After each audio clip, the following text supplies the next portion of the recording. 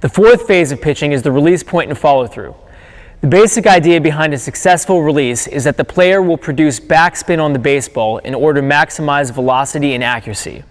By avoiding several of the common flaws with release, players can get the most out of their consistent motion. The release point of the fastball should be in front of the head with the elbow at shoulder height. Fingers should be behind the baseball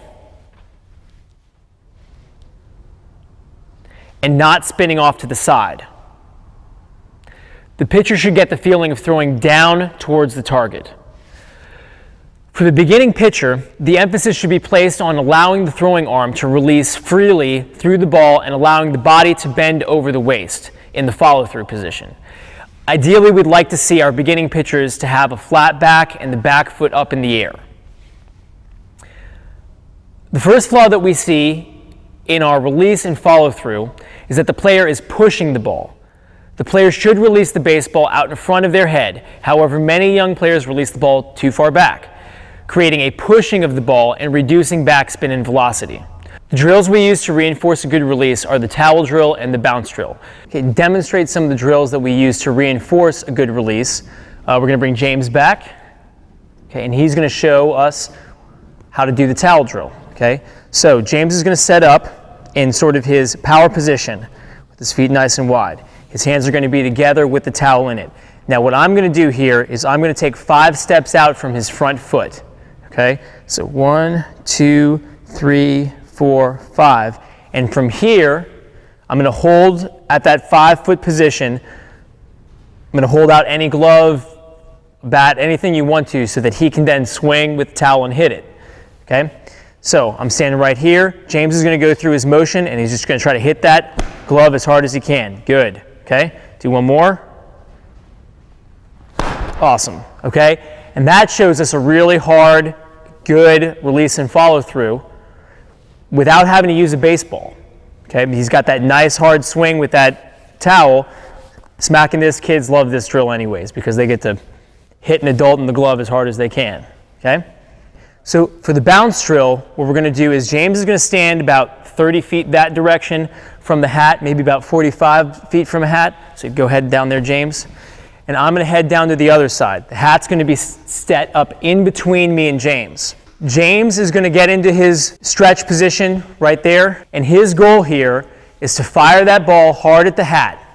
Okay? And by throwing at a downward angle, he's reinforcing a release point that's out in front of his head and generating lots of spin on that ball. And this is part of the origin of velocity for pitchers.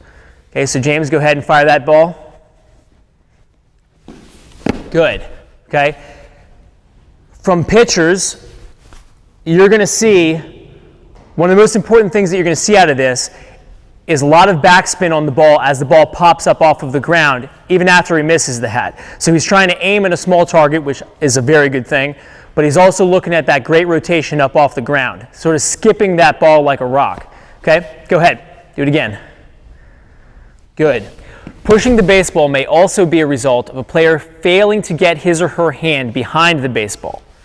This can be corrected by asking the player to create as much spin on the baseball as possible throughout their warm-up or regular throwing drills.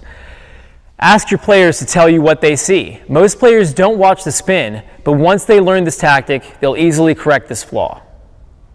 Another common flaw is an abbreviated follow-through, that is, pitcher not bending at the waist, ending up standing upright after release. The drill we use to reinforce a good follow-through is the throw and hold drill.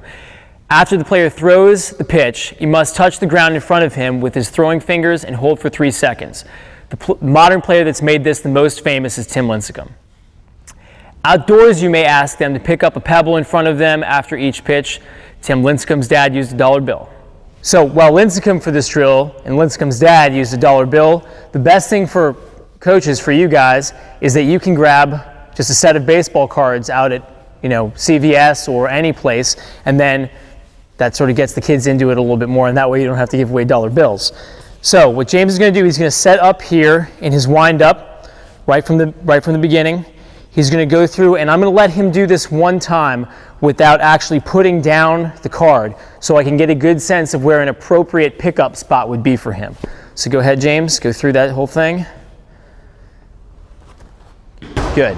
Okay, good. All right, so James's appropriate pickup spot looks to be somewhere about here, okay? We don't need to push our kids too much at the beginning. Really just sort of find a position that's comfortable to them so that we're not asking them to stride out too far, and he really needs to be appropriate for their body size. So that's about where James is at. He's got a good long stride, so he gets to that spot.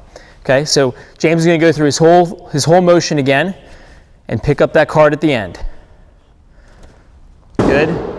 There you go. Good. James has got great balance, so you can see even for James it's a little bit tough to keep that balance through.